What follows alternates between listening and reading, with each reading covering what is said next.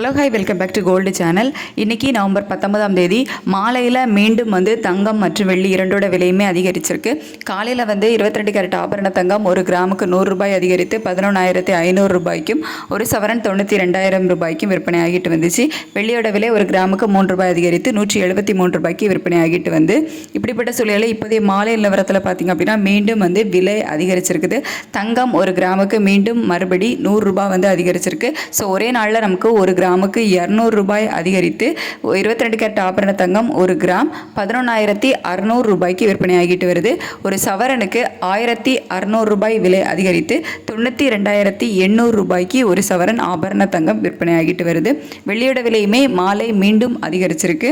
So வெள்ளியோட விலை காலையில் 3 ரூபாய் அதிகரிச்சிருந்துச்சு, இப்போ 3 ரூபாய், ஒரே நாளில் நமக்கு 6 ரூபாய் அதிகரித்து 176 ரூபாய்க்கு ஒரு கிராம் வெள்ளி விற்பனை ஆகிட்டு வருது. தங்கம் மற்றும் வெள்ளி இரண்டுமே மீண்டும் கணிசமான அளவில் தான் விலை அதிகரிச்சிருக்குது. நமக்கு ஒரு 2 மணி வரைக்குமே சர்வதேச அளவில் பெருசாக மாற்றம் இல்லாமல் தான் இருந்துட்டு இருந்துச்சு. ஸோ 3 மணிக்கு மேலே சடனாக சர்வதேச அளவில் விலை அதிகரிக்க ஆரம்பிச்சுது. இந்திய ரூபாயோட மதிப்பில் பெருசாக நமக்கு எந்த ஒரு மாற்றமும் இல்லாமல் இருக்குது.